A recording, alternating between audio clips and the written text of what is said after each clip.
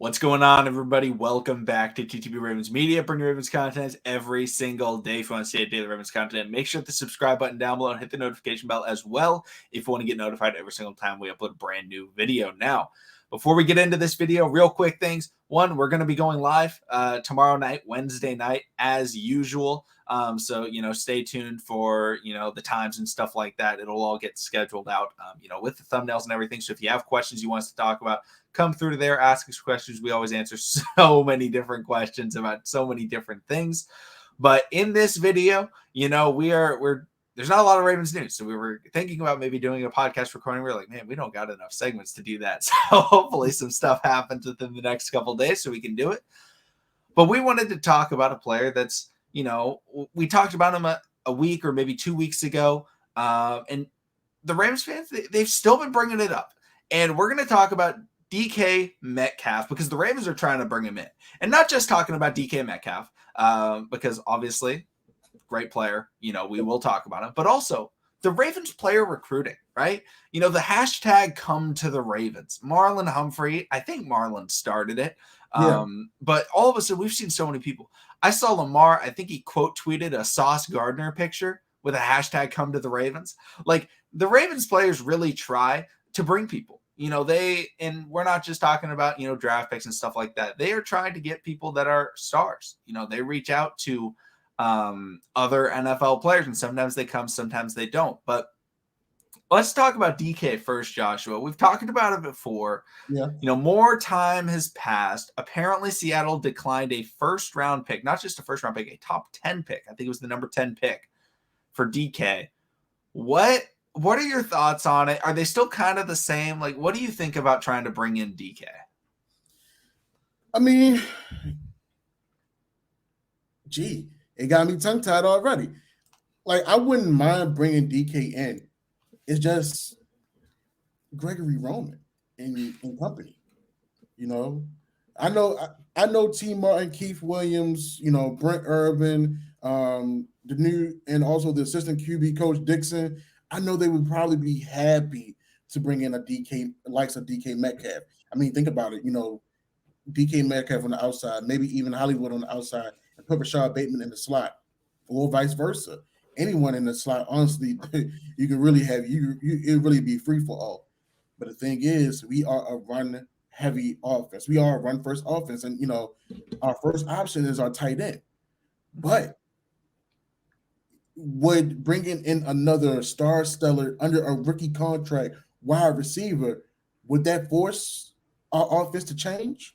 I mean, you and I had these conversations so many times where we don't want to just be, run heavy. We want to be a balanced breakfast because in this NFL, especially for the Ravens' sake, you have to be able to be balanced enough to keep the defense on their toes. There have been many times where our franchise QB who hasn't got signed a contract extension yet has said, they know the plays that we're running. Mm-hmm. Even last year, with all the injuries, what did we still do? We ran first.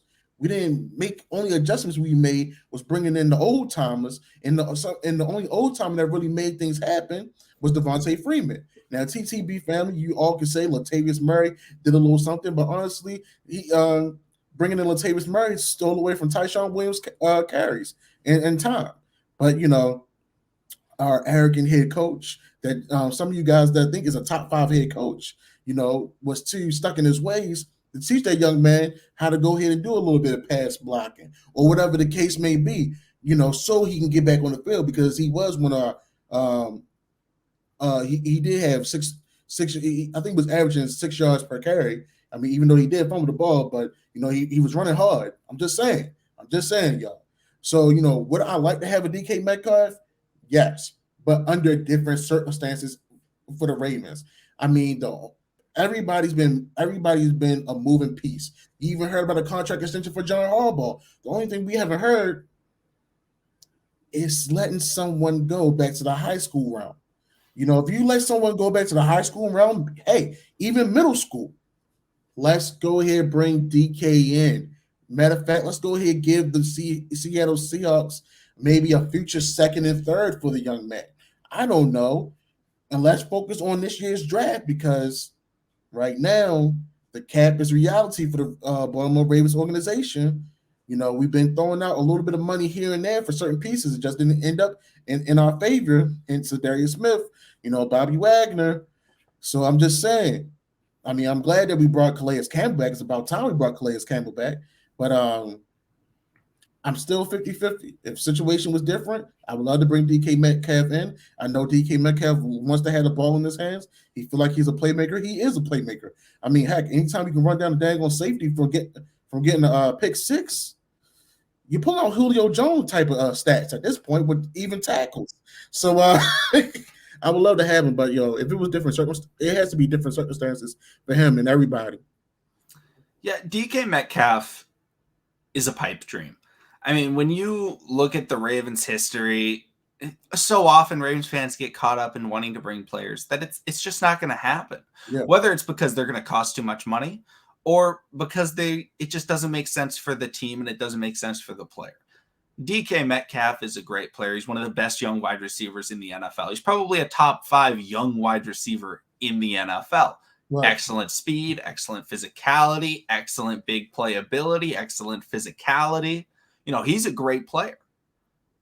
He's also a wide receiver. Now, wide receiver, I don't even know how to describe it. They are the most Madonna of all of the positions. Let's be honest. They're one of the prettiest positions ever to play the game of football. Oh, Randy Moss, Jerry Rice. The list can go on and on. And hell, someone that played corner years ago was one of the prettiest corners that should have been a wide receiver, Deion Sanders. So, yeah. They want the ball. And most of them, not saying all players are, going to whine if they don't get the ball. But when you're a great player, oftentimes you demand the ball. Yeah. And he demanded the ball last year. And he was playing with Tyler Lockett. And he was playing with, Russell Wilson for part of the year prior to injury. And he wasn't getting as much as he wanted. Because DK Metcalf, he's not the best route runner in the NFL. That's because that's not his specialty. His specialty is being bigger and stronger than you. So he's not as open as much as you might, want if you're trying to throw to wide open players. Now, with DK Metcalf, you throw it up and he's next to a guy, he'll turn on the jets and he'll get by him and he'll make that catch and it'll be totally fine. But Russell Wilson would be like, hey, Tyler Lockett's more of a crisp route runner. He's a little bit more open. I'll just throw it to him in critical situations. And DK is kind of the number 2 because I don't want to throw up just jump balls. Right. The Ravens don't throw up jump balls. Like that is not what the Ravens do. Unless it's Mark Andrews down the middle of the field, they're not throwing a jump ball. That's just not part of the system. They also don't take a lot of deep shots, which is the other part of DK's excellent ability. It just doesn't make sense for us schematically. And obviously with Greg Roman being there, Greg Roman doesn't like to have a number 1 wide receiver. He likes to take, the number 1 and put him on the bench and be like, hey, let's get this other guy out there so then they can block. Let's get this other guy out there so they can run this specific route. Now, does that make the offense more predictable? Yes. Yes, it does. Is that a problem and why we should hashtag send Gregory to Pee Wee? Yes. Yes, it is. But DK Metcalf would only have 1 year on his contract. There is no 5th-year option. Seattle wants at least a first-round pick. A better offer than pick 10 is what they would want because they already turned down pick 10. That's crazy. The Ravens would have to give so much up for 1 year because there's no way, one, the Ravens would re-sign DK because he's going to get $20+ million. And 2, DK wouldn't stay in Baltimore because he wants the football at all times. And rightfully so. He's a great player.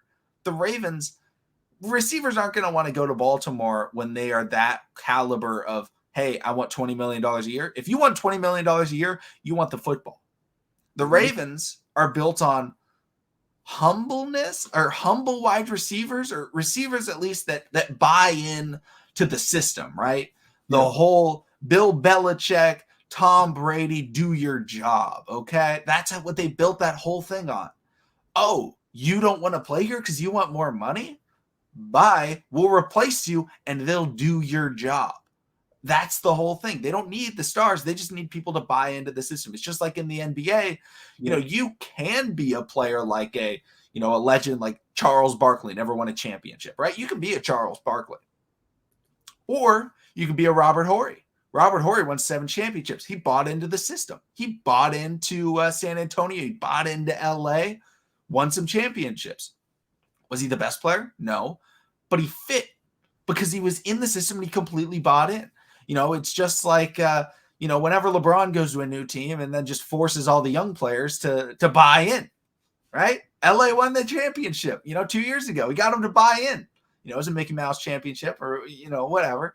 But I'm just kidding.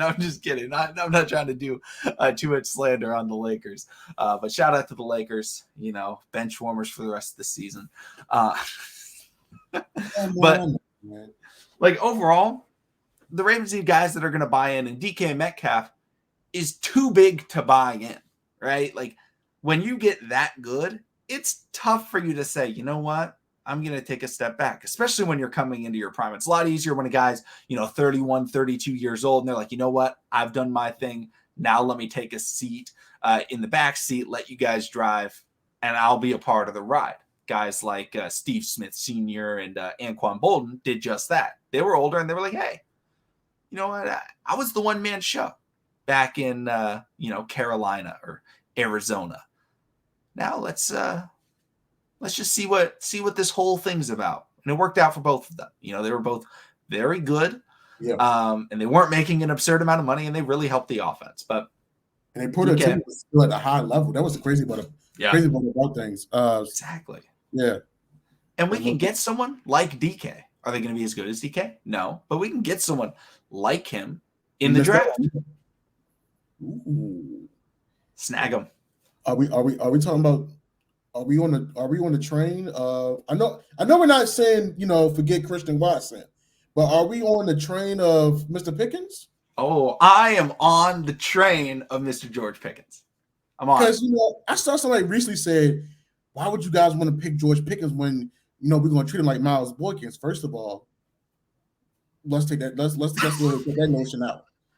He's not going to be treated nothing like Miles Boykins, and George Pickens would not want to be treated nothing like Miles Boykins. So we're not even going to disrespect that young man like that early.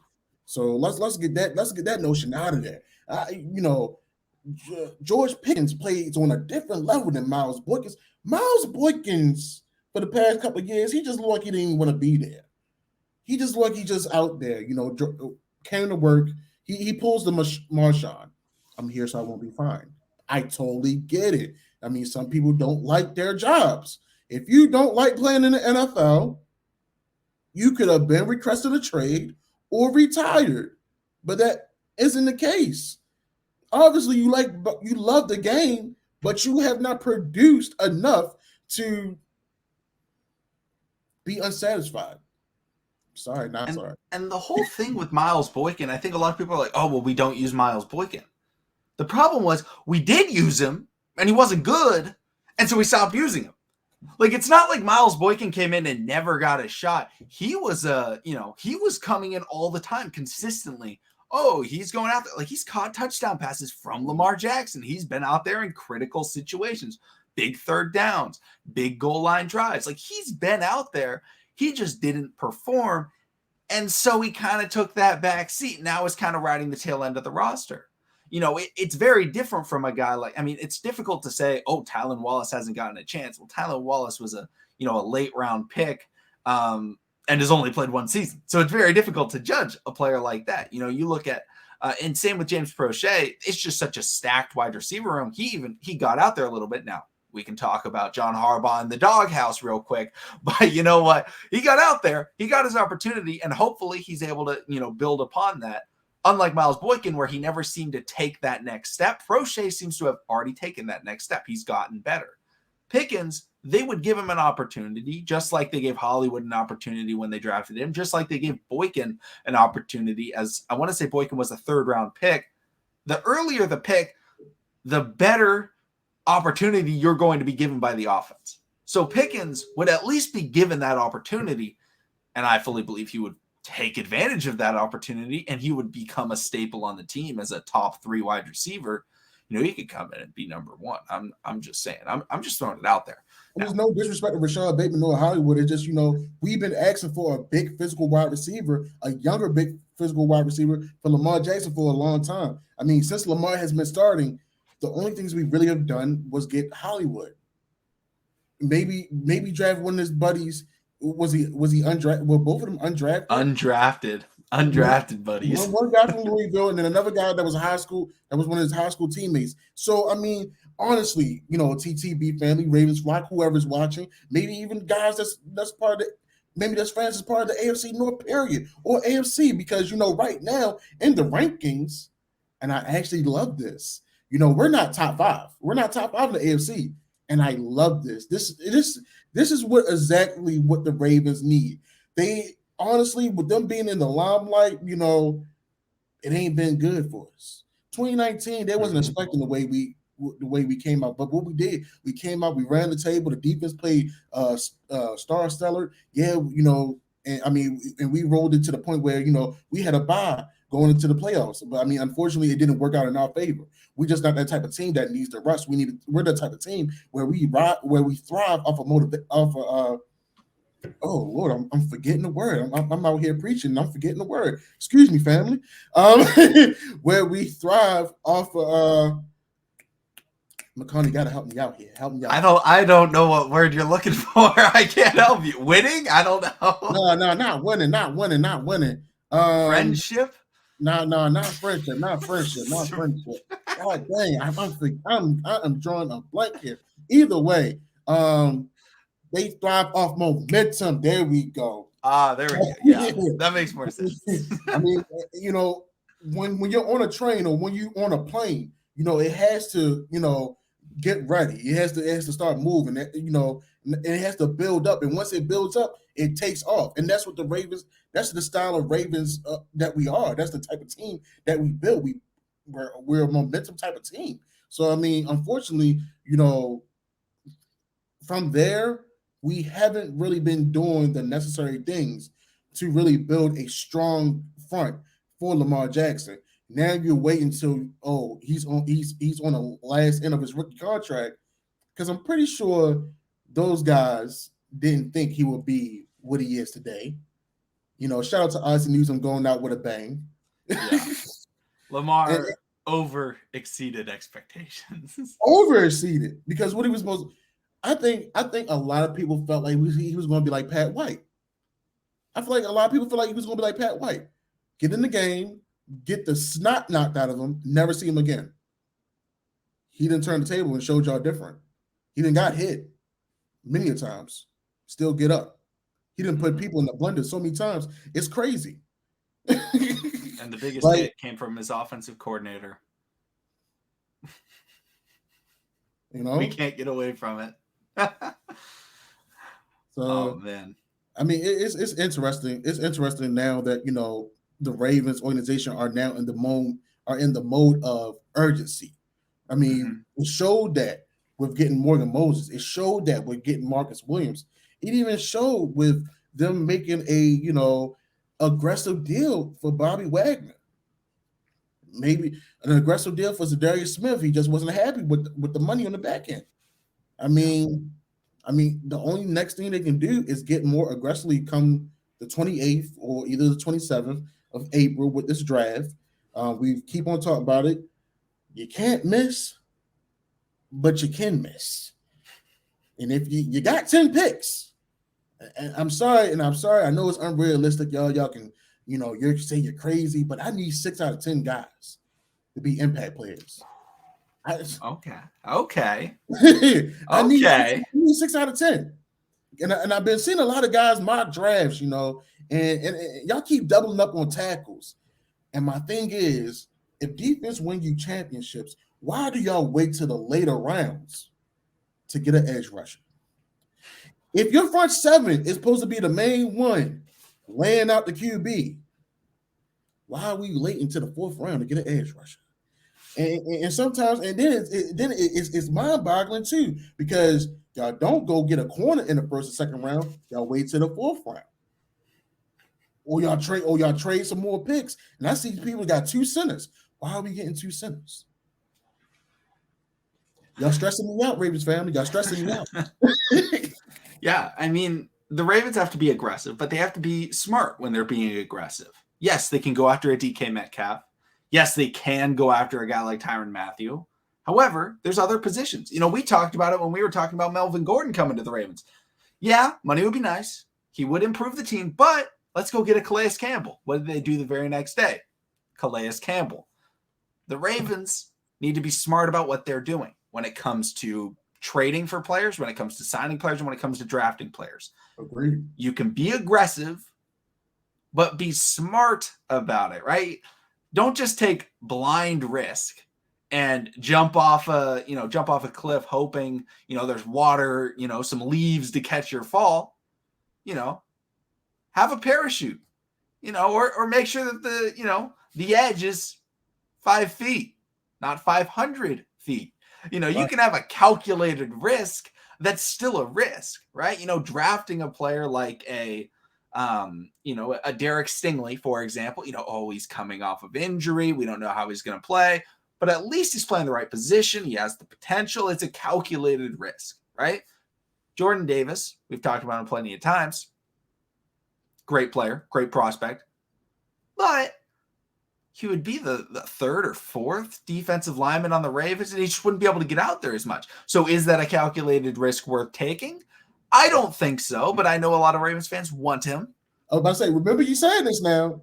When we drop it, the comments going to say, oh, McConnell, you're crazy, man. Jordan Davis going to be out there number one. You think so over Calais Campbell and Justin Metabike? I'm just saying. Oops. Yeah, I mean, it's just so, you just got to be smart with it when you're building a roster, when you're building a team, being smart with it. Trading for players, yes, it's nice. Last offseason was all about Michael Thomas, trying to think of other wide receivers that are big-time players the Ravens fans were at least asking the Ravens to trade for. Michael Thomas was the biggest one. And it was like, yes, great player, but maybe it's not the best move to make, even though it's being aggressive. And maybe it could work out, but there's other things that have better chances of working out. So I don't know. Is there anything else you want to add on to, Joshua? So, I mean, we're just talking about calculated risk. I guess my next question is, yes, we did reach out to Melvin Gordon. Yes, we after that, it's gone pretty dormant. I'm assuming that probably no cigar right now. Who would be your more secured signing right now? In terms of any player? In terms of any player. If we don't bring in Melvin Gordon. You know what? I'm okay with not signing anybody and waiting for the draft. And then having some money in case guys get cut. Like, that's what I would kind of say.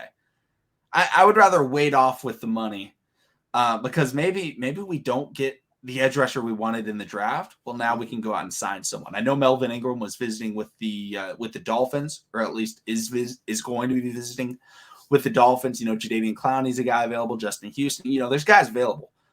But I would rather save the money right now and not pay right now in case someone gets cut, or maybe on draft night you end up trading for not just a pick, or you trade some picks for a player. Something of sorts like that.